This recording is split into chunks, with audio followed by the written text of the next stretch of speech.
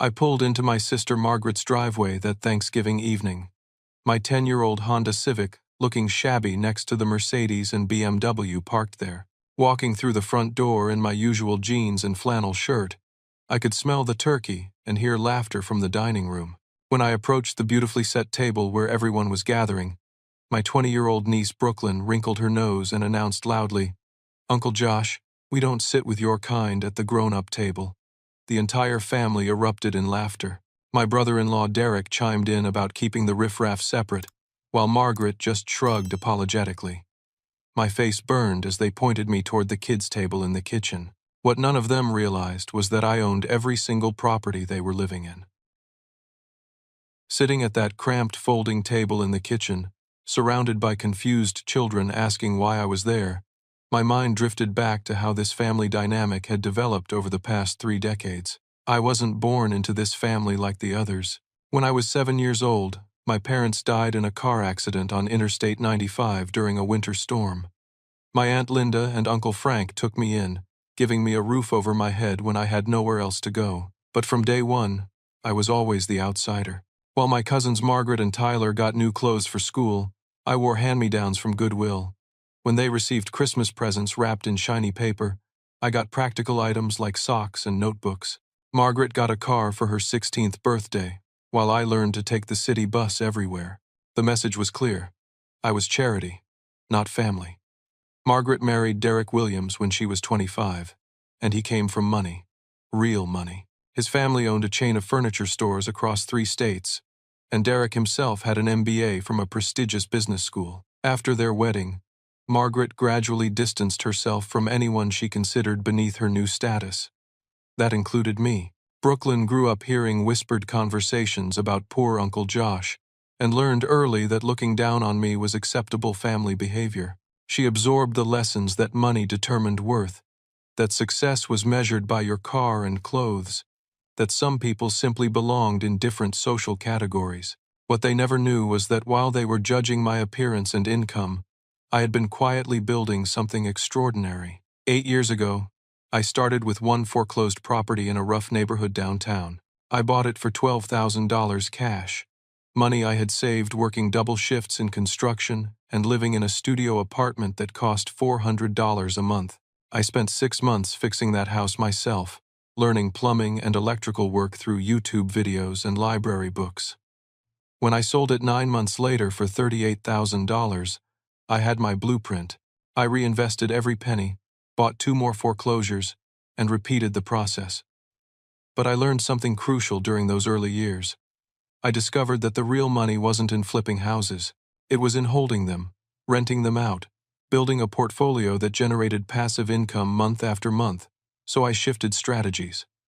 Within 3 years, I owned 15 rental properties. Within 5 years, I had expanded into small apartment complexes. By year 7, I was purchasing commercial buildings and luxury developments. My company, Meridian Holdings LLC, now owned a real estate portfolio worth $12.3 million.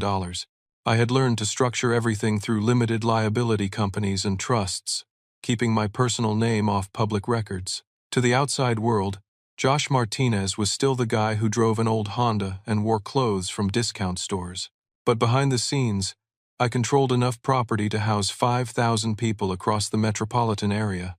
The beautiful irony that was becoming clear to me as I sat at that kids' table was slowly revealing itself. Margaret's husband Derek worked as a property manager for several large real estate companies in the city. I had been watching his LinkedIn profile for months, tracking his career moves. What Derek didn't know was that one of his biggest clients was Meridian Holdings. He had been working for me for the past 2 years without realizing it. The construction projects he managed, the tenant complaints he handled, the maintenance schedules he coordinated, all of it was generating profits that flowed directly into my accounts. Derek had been making me money while simultaneously treating me like garbage at family gatherings. As I picked at the leftover mac and cheese someone had scraped onto a paper plate for me, I realized this Thanksgiving might be the perfect opportunity to reveal some truths that had been hidden for far too long. From my position at the kids' table, I had a perfect view into the dining room where the adults were having animated conversations over their perfectly plated turkey dinner. I pulled out my phone and opened the property management app that connected me to all my buildings, checking the day's reports while listening to their chatter. Derek was in full bragging mode, describing his latest project to the table. "You know, I manage some really high-end properties for this mysterious investor," he said, cutting into his turkey with obvious satisfaction. "The guy owns some of the nicest buildings in the downtown corridor, but nobody knows who he is. Works through shell companies and trusts. Smart money, if you ask me."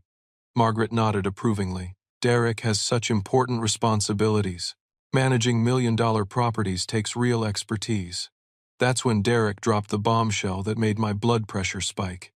"Actually, I just helped my buddy Tyler get a sweet deal on a downtown loft. The building owner never has to know I gave him a little discount on the rent. What he doesn't know won't hurt him, right?" I nearly choked on my soda. Tyler was Margaret's younger brother, my other cousin who had called me trailer trash at Christmas 3 years ago when I showed up in my work boots because I had come straight from a construction job. I discreetly opened my property management system and searched for Tyler's name.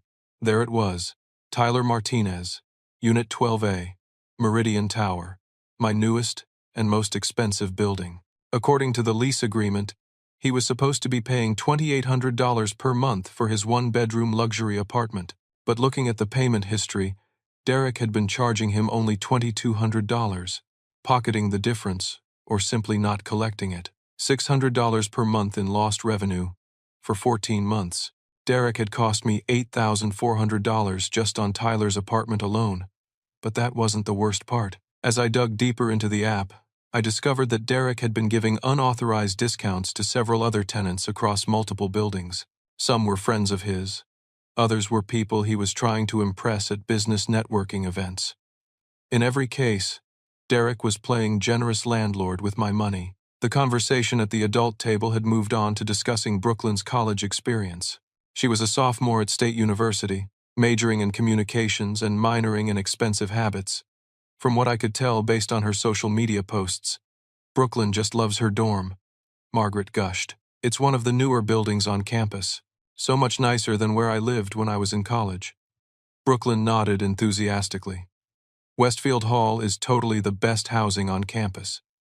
It's like living in a luxury hotel. My suite has granite countertops and a walk-in closet bigger than most apartments." Something about that name tugged at my memory. Westfield Hall. I opened another app on my phone, this one connected to my commercial real estate holdings. 6 months ago, I had purchased a portfolio of properties from a distressed university foundation that was facing budget cuts. The deal included several student housing complexes that I had acquired through a subsidiary company. There it was, Westfield Hall, State University campus, purchased for $4.2 million, managed through my holding company, University Campus Partners LLC. Brooklyn was living in a building I owned, complaining about her poor Uncle Josh while I was the one providing her luxury housing. But the biggest shock was yet to come. As the family conversation continued, I heard Uncle Frank's voice from the far end of the table. Frank was the man who had taken me in after my parents died, and despite the family's general attitude toward me, he had always been kind. Now, in his late 70s, Frank lived alone in the same house where he had raised me. "I don't mean to bring down the mood," Frank said quietly, "but I might not be able to host Christmas this year. The property taxes on the house have gotten so high, and with my fixed income." He trailed off, clearly embarrassed. Margaret's mother-in-law, a sharp-tongued woman named Patricia, patted Frank's hand condescendingly. "Oh, Frank, I'm sure you'll figure something out. You always do." But I could see the stress in Frank's weathered face. This was a man who had worked 43 years as a mechanic, saved every penny he could, and was now facing the possibility of losing his home because he couldn't afford tax increases in a rapidly gentrifying neighborhood. That's when Brooklyn decided to make another cutting remark that pushed me over the edge. "Uncle Josh probably doesn't have to worry about property taxes." She laughed, taking a selfie with her expensive phone. "I mean, he probably lives in some tiny apartment somewhere, maybe even rents a room from someone." She held up her phone, showing off a video of her dorm room. "This is my suite at Westfield. Isn't it amazing? I'm so lucky to live somewhere this nice while I'm getting my education." I stared at that video, watching her pan across granite countertops and hardwood floors that I had paid to install in a building that I owned, while she mocked me for being poor. The irony was so thick I could taste it, but there was something else building in my chest. Anger, yes, but also a sense of clarity. These people had spent years treating me like I was worthless, and now I had the power to show them exactly how wrong they had been. I excused myself from the kids' table, telling the children I needed to use the bathroom. But instead of heading to the guest bathroom downstairs, I walked quietly up the carpeted staircase to the second floor of Margaret and Derek's house. I had been here enough times over the years to know the layout perfectly. Their home office was at the end of the hallway, a spacious room with built-in bookshelves and an expensive mahogany desk that Derek liked to show off. The door was slightly ajar, and I could see the glow of computer screens from inside. I slipped into the room and found Derek's laptop open on the desk, multiple spreadsheets displayed across 2 monitors. What I saw made my stomach drop and my hands clench into fists. The first spreadsheet was labeled Meridian Holdings, Monthly Reports. It contained detailed financial information about 6 of my buildings, including rental income, maintenance expenses, and profit margins. But the numbers were wrong. Significantly wrong. According to Derek's reports to my management company, Meridian Tower had generated $68,000 in rental income last month, but my own record showed it should have been $74,000. $6,000 just missing. I quickly took photos of the screen with my phone, then clicked through to other spreadsheets. The pattern was consistent across all my properties that Derek managed. Maintenance costs were inflated, rental income was understated, and fees were being charged for work that had never been performed.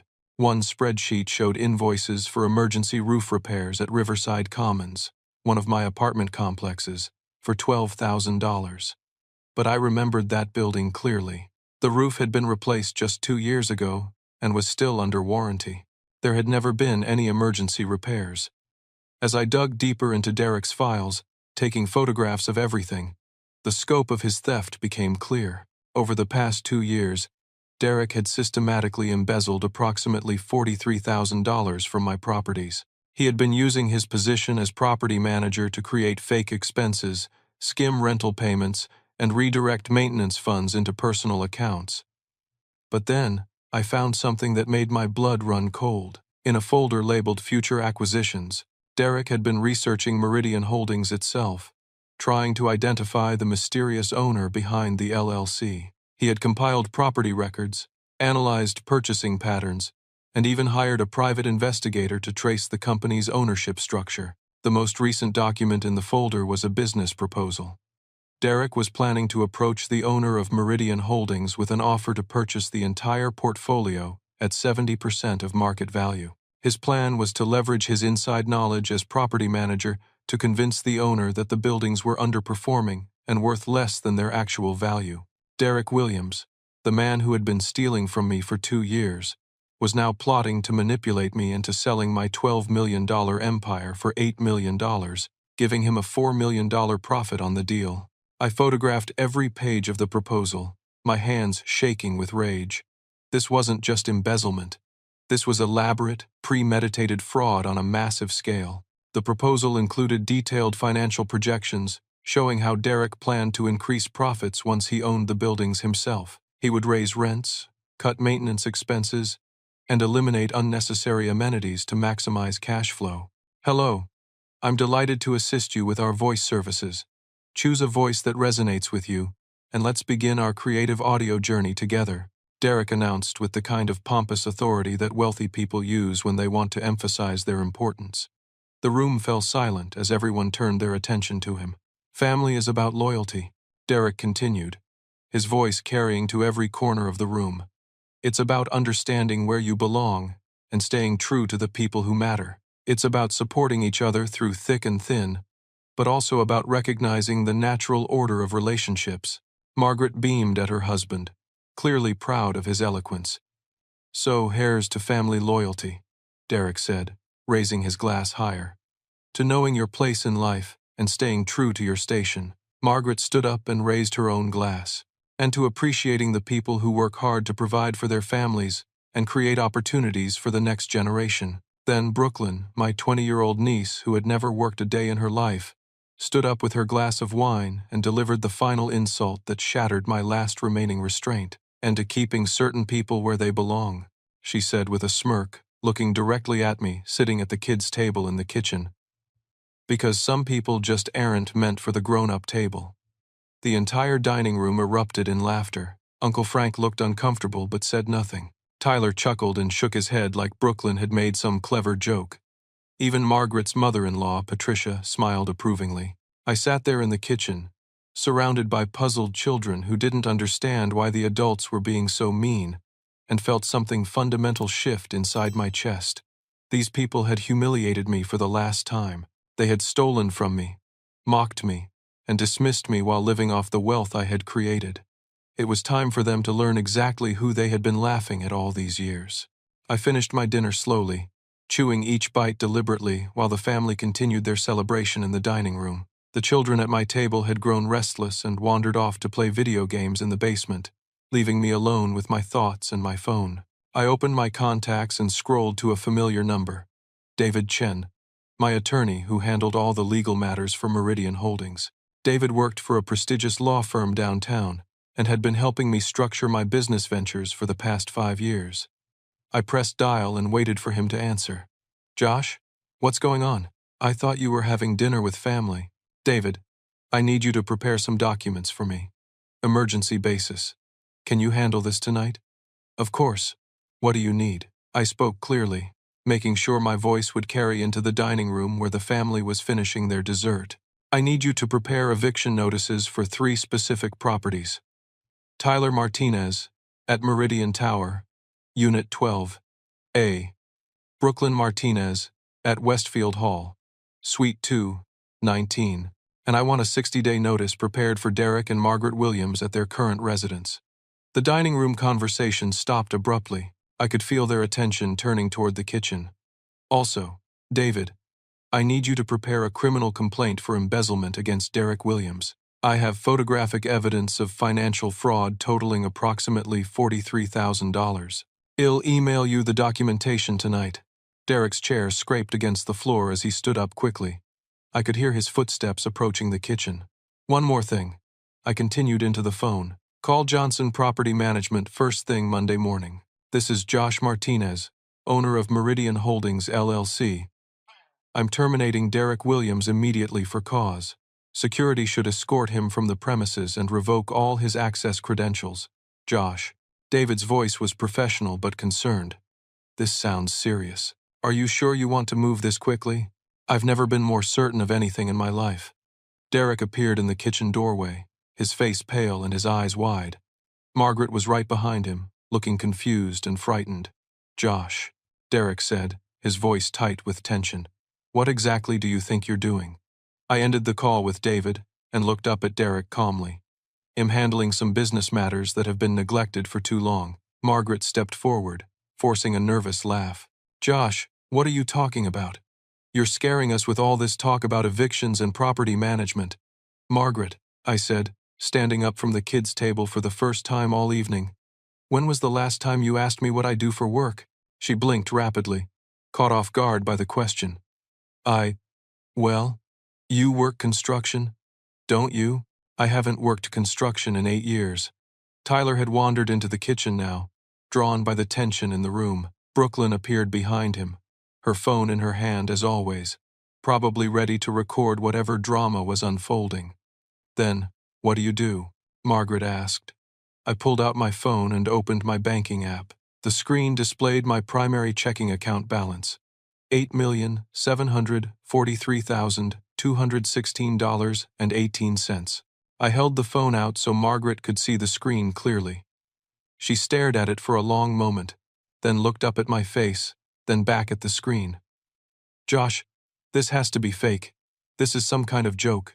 I swiped to another screen, showing my investment account, $3,900,000 in stocks and bonds. "Hello. I'm delighted to assist you with our voice services. Choose a voice that resonates with you, and let's begin our creative audio journey together." He looked at Derek with confusion and growing anger. "Brooklyn," I continued, scrolling to another property deed. "Westfield Hall. The luxury dorm you love so much?" I bought it 6 months ago from the University Foundation. That granite countertop you're always showing off on social media? I paid for it. Brooklyn's phone slipped from her hand and clattered on the kitchen floor.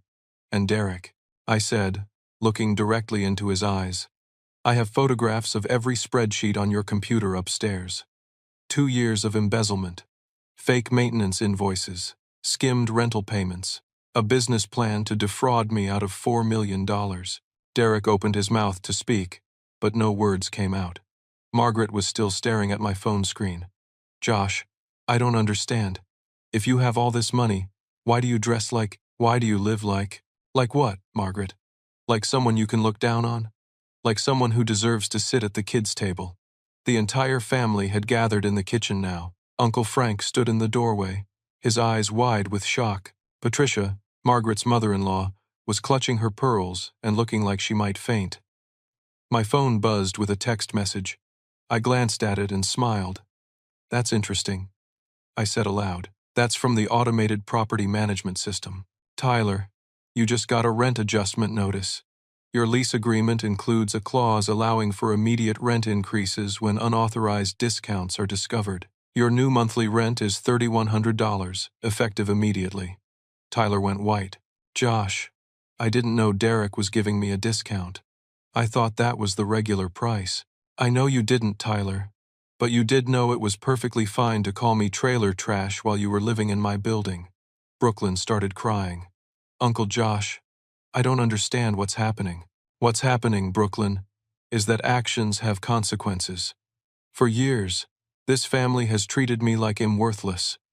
You've mocked me, excluded me, and made me feel like I don't belong, all while I've been quietly building an empire that provides housing for half the people in this room. I looked around at their shocked faces, feeling a sense of satisfaction that I had been waiting 8 years to experience.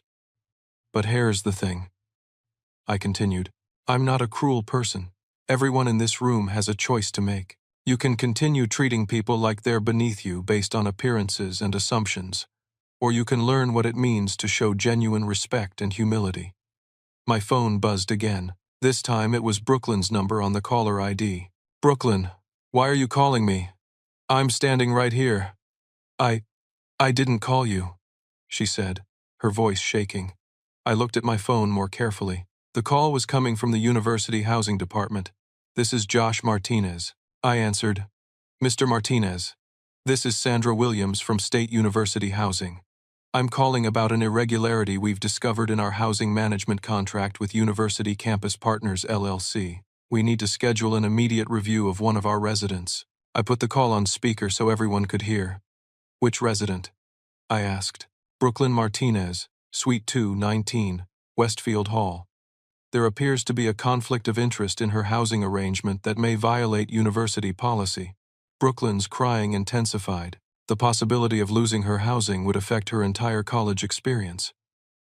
I'll call you back tomorrow to discuss the details, I told Sandra, then ended the call. The kitchen was completely silent except for Brooklyn's sniffling. Uncle Frank, I said, turning to the man who had raised me. How much do you owe in property taxes? Frank's voice was barely a whisper. $11,400. But Josh, I don't want you to feel obligated. Frank, you're not losing your house, but everyone else in this room needs to start treating people with respect, or they're going to learn what real loss feels like. The following Monday morning, I was sitting in my real estate office downtown when David called me with an update. Josh, Derek Williams, was arrested this morning. The police took him into custody at his home around 7 a.m. The evidence you provided was more than sufficient for fraud and embezzlement charges. I watched through my office window as the city came to life below me, people hurrying to work in buildings that many of them didn't realize I owned. What about the other matters?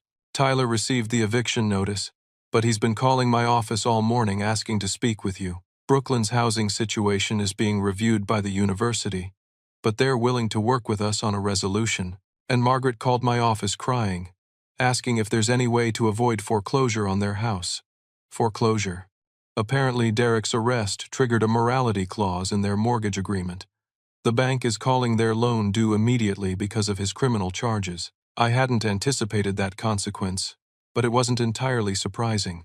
High-end mortgages often included clauses about criminal activity. What does Margaret want to do? She's asking if you would consider helping them. She wants to meet with you to apologize and discuss options. I leaned back in my leather chair, thinking about the scared look in Margaret's eyes when Derek was led away in handcuffs that morning. Their whole world had collapsed in 72 hours. Set up a meeting for this afternoon. And David, prepare paperwork for Tyler. I'm offering him an alternative to eviction. What kind of alternative? Community service. 100 hours at the downtown homeless shelter. If he completes it within 6 months, I'll reduce his rent to $2,400 and let him stay. That's generous, considering everything. Tyler was cruel, but he was following his family's lead. People can change if they're given the right motivation. After I hung up with David, my assistant knocked on my office door. Mr. Martinez? There's a young woman here to see you. She says she's your niece, Brooklyn Martinez. I was surprised. Brooklyn, finding my office, showed initiative I hadn't expected from someone who spent most of her time taking selfies. Send her in. Brooklyn walked into my office looking like she hadn't slept in days. Her usual polished appearance was replaced with red eyes, unwashed hair, and clothes that looked like she had slept in them. Uncle Josh, she said, her voice barely audible. I'm so sorry. I'm so incredibly sorry. She sat down across from my desk and began crying again. I've been thinking about everything I said to you, and I feel sick. I can't eat. I can't sleep. I can't concentrate on anything. I keep remembering all the times I was mean to you, and I don't understand why I thought that was okay. I studied her face, looking for signs of manipulation or performance, but her distress appeared genuine. What do you want, Brooklyn?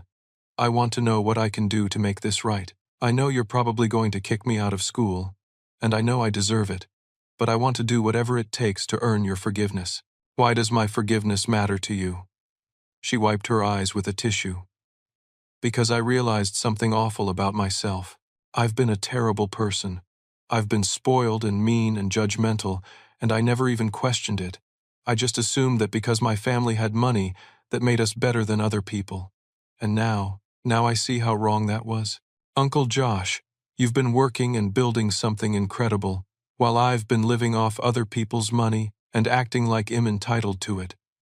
I've never earned anything in my life. I walked to the window and looked down at the street below. Brooklyn's crisis was genuine, but I needed to be sure her motivation for change was equally real. Brooklyn, if I told you right now that I would let you stay in your dorm and everything could go back to the way it was before, would you go back to treating me the same way? She was quiet for a long moment. I hope not, but I don't trust myself yet. Hello, I'm delighted to assist you with our voice services. Choose a voice that resonates with you, and let's begin our creative audio journey together. If you complete the program and write me a letter explaining what you learned, I'll work with the university to resolve your housing situation. Brooklyn stood up and moved toward the door, then stopped. Uncle Josh, can I ask you something? Sure. Why didn't you ever tell us about your success?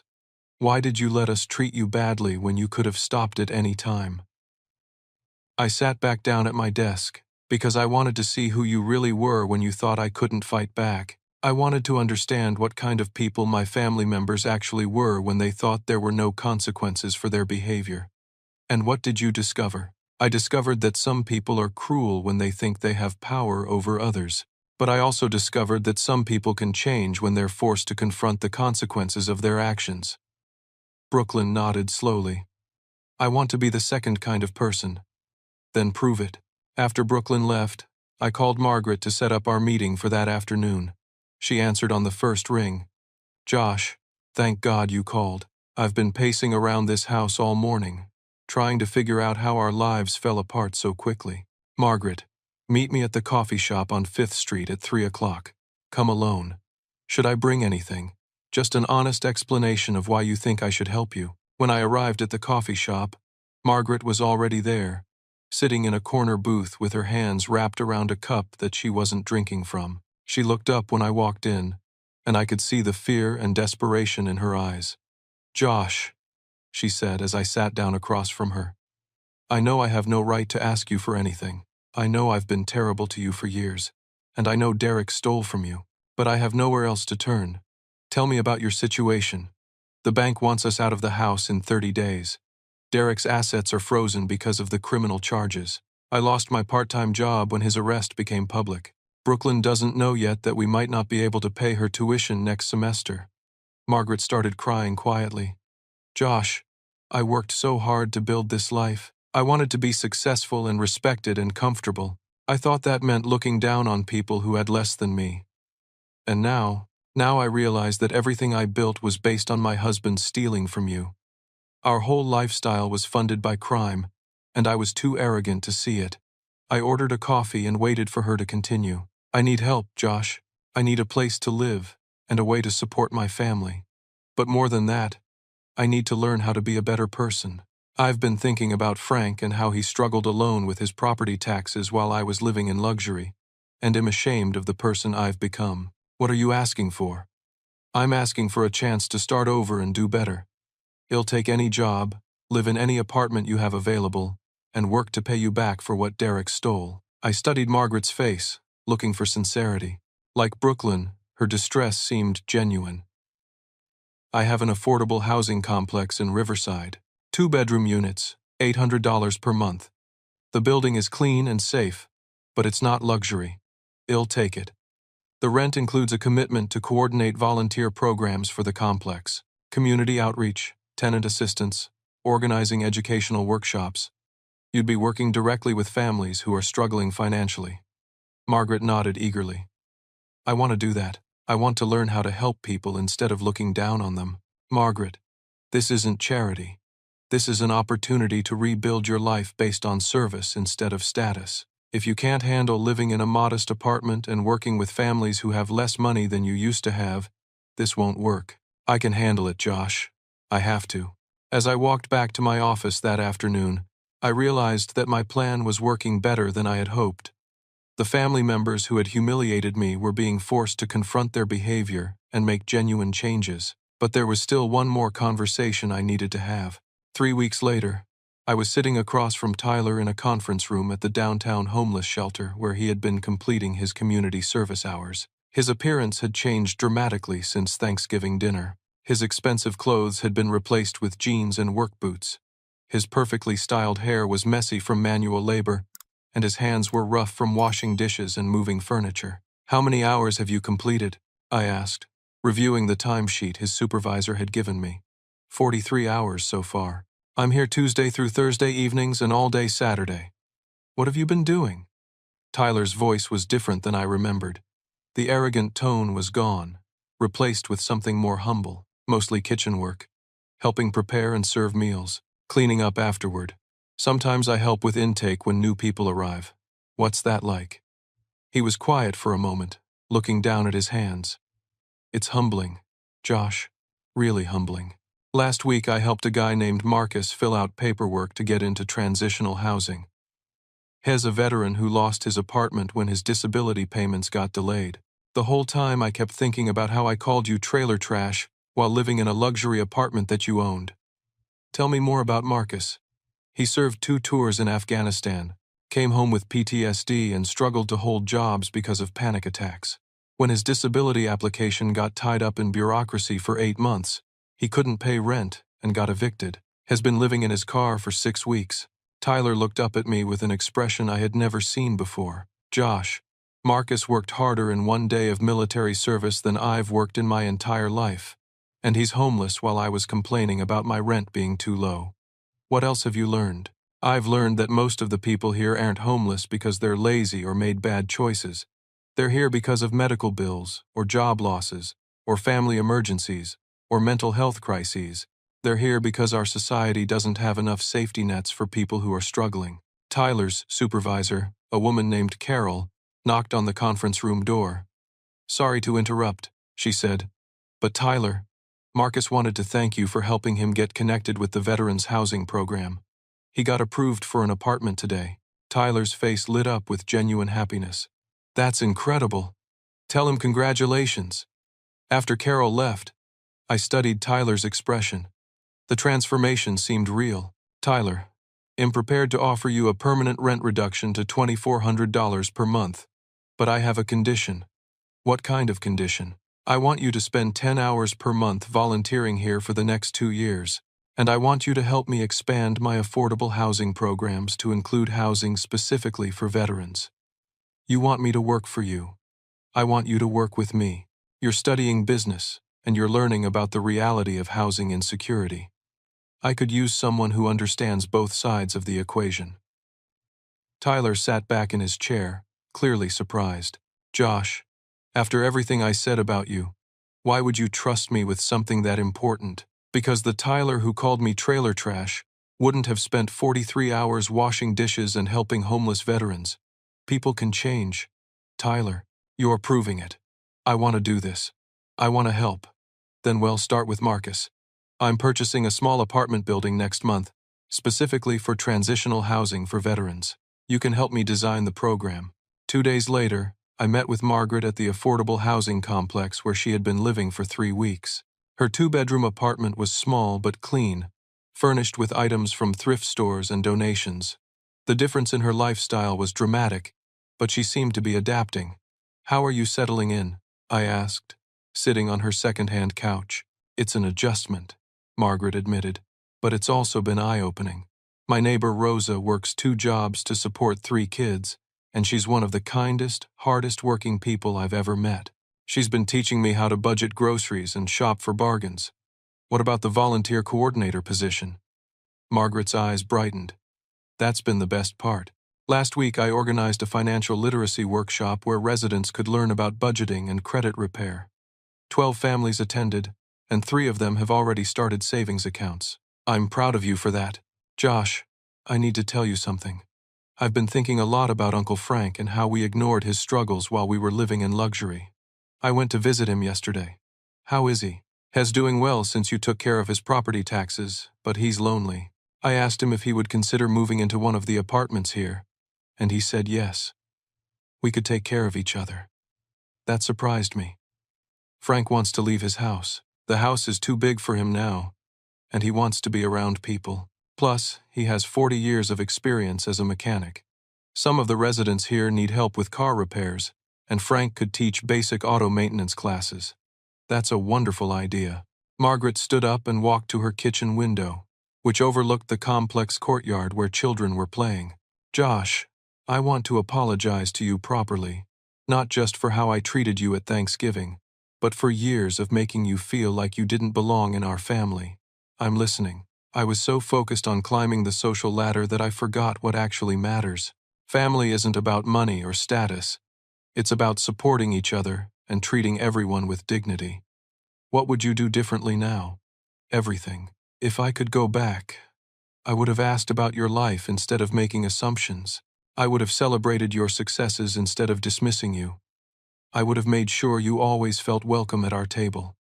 Margaret turned back to face me, tears in her eyes. I can't change the past, but I want to spend the rest of my life treating people better. All people. Not just the ones I think are important. Margaret, I have a proposal for you. What kind of proposal? I'm expanding my affordable housing program to include educational services and community support. I need someone to coordinate programs across multiple properties. It would be a full-time job with benefits and opportunities for advancement. Margaret's mouth fell open.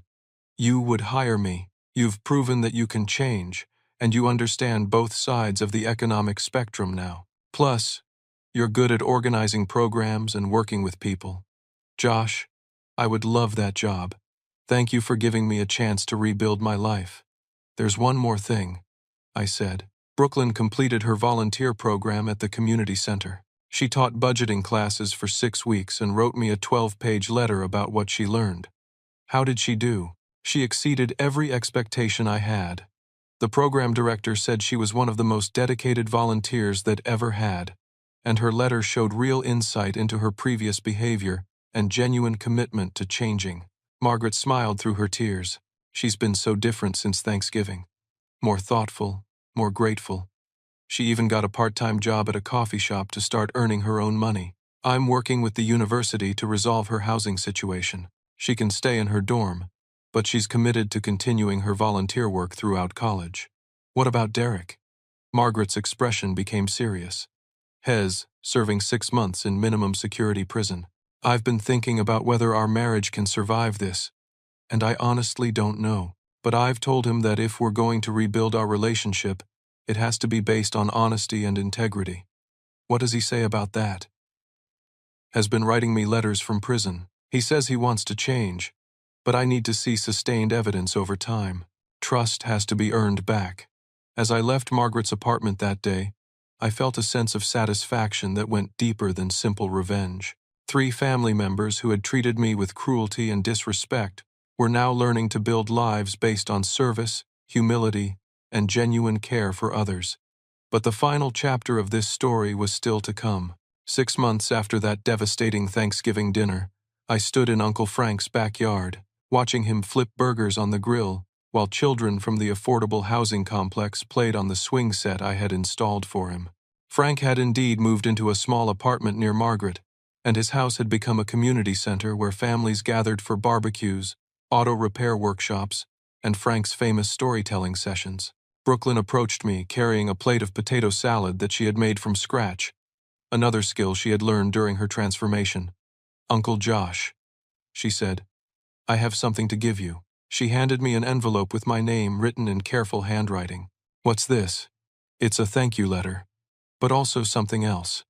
I opened the envelope and found a handwritten letter on university letterhead, along with a check for $500. "Brooklyn, what is this check for?" "It's my first payment to reimburse you for the housing discount I received without knowing it. I calculated that over the past year, Derek's unauthorized discount cost you about $6,000 on my housing. I'm going to pay you back $50 a month until it's covered." "Brooklyn, you don't need to do that." "Yes, I do. I need to take responsibility for the money I didn't earn and the privilege I didn't appreciate." I read her letter, which detailed her continued volunteer work at the community center and her decision to change her major from communications to social work. "I want to work with families who are facing housing insecurity," she explained. "I want to help people navigate the system and find resources. The kids I've been teaching have shown me what real resilience looks like." Tyler walked over from where he had been helping Frank with the grill. He was wearing a t-shirt from the Veterans Housing Program we had launched together. "Josh, I wanted to update you on the Transitional Housing Project. We've housed 8 veterans in the past 3 months, and 5 of them have found permanent employment. How's Marcus doing?" Tyler's face lit up. "Marcus is doing great. Has been sober for 4 months, has working as a security guard downtown, and he just got approved for permanent housing. He wants to become a volunteer counselor to help other veterans who are struggling." "That's fantastic." Margaret appeared from Frank's kitchen, carrying a tray of corn on the cob. Her transformation was perhaps the most dramatic of all. She had lost weight, gained confidence, and developed a genuine warmth that I had never seen before. "Frank, the corn is ready," she called out, then walked over to me. "Josh, I wanted to let you know that the financial literacy program has expanded to 4 more housing complexes. We've helped 37 families open savings accounts, and 12 families improve their credit scores enough to qualify for better housing. I'm proud of the work you're doing." Margaret smiled. "I'm proud of it too. For the first time in my life, I feel like I'm contributing something meaningful to the world." As we gathered around Frank's picnic table for dinner, I looked around at the faces of my family members. Brooklyn was helping serve food to the neighborhood children who had joined us. Tyler was deep in conversation with a veteran about job training programs.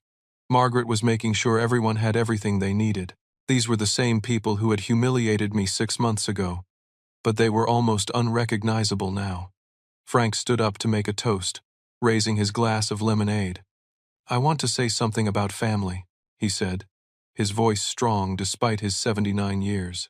"Real family isn't about money or status or who sits where at the dinner table. Real family is about lifting each other up when someone falls down, celebrating each other's successes, and treating everyone with respect and dignity." He looked directly at me. "Josh, you showed this family what it means to use success responsibly. You could have destroyed us, but instead you gave us opportunities to grow and become better people." Brooklyn stood up next to Frank. "I want to add something to that toast." She looked around the table with tears in her eyes. "Uncle Josh, you taught me that wealth means nothing without character, and that family means supporting each other through everything. not just when it's convenient. You taught me that real privilege comes with real responsibility. Tyler raised his glass. And you taught me that judging people by their appearance or their circumstances is not just wrong, it's stupid. Some of the wisest, strongest people I've ever met are the ones society has given up on. Margaret stood up last. Josh, you taught me that true success is measured by how many people you help, not how much money you accumulate. You gave us all a chance to rebuild our lives based on service instead of selfishness. As we clinked glasses and began eating Frank's perfectly grilled burgers, I felt a sense of peace that I hadn't experienced in years. The family that had rejected me had learned to embrace values that actually mattered. But there was one more surprise left in this story. As we finished dinner, a car pulled into Frank's driveway. A woman stepped out, carrying a bouquet of flowers and walking with the kind of confidence that comes from knowing exactly who you are. Josh, Frank said with a sly smile, there's someone I want you to meet. The woman approached our table, and I stood up to greet her. Everyone, I said, feeling nervous but excited. I'd like you to meet Sarah Johnson. She's a teacher at the elementary school where Brooklyn has been volunteering. She runs the financial literacy program that Brooklyn has been helping with. Sarah smiled warmly at the group. I've heard so much about all of you. Brooklyn talks about your family transformation constantly. She's incredibly proud of the work everyone is doing. Sarah and I have been spending time together, I explained to the family. She's teaching me as much as I'm learning from our volunteer work. Brooklyn grinned. Uncle Josh, are you telling us you have a girlfriend? I'm telling you that I've met someone who shares my values and makes me want to be an even better person. Frank clapped his hands together. Well, Sarah, you're just in time for dessert. Margaret made her famous apple pie from scratch. As Sarah joined our table and the conversation flowed naturally around plans for expanding the volunteer programs, I reflected on the journey that had brought us all to this moment. 6 months ago, I had been the family outcast, humiliated and dismissed by people who thought my worth was determined by my appearance and bank account balance. Tonight, I was surrounded by family members who had learned that real wealth comes from treating others with dignity, that genuine success is measured by service to community, and that humility and respect are the foundations of meaningful relationships. The lesson I had learned was equally important. True power isn't about revenge or proving superiority. It's about using privilege and resources to create opportunities for others to grow, change, and discover their better selves. As I watched Brooklyn help clear dishes while discussing her plans to transfer to a state university with a better social work program, as I listened to Tyler describe his vision for expanding veterans' housing programs, and as I saw Margaret coordinate plans for next week's community workshop, I realized that this transformation had changed me as much as it had changed them. I had learned that forgiveness, combined with accountability, creates possibilities that revenge alone never could.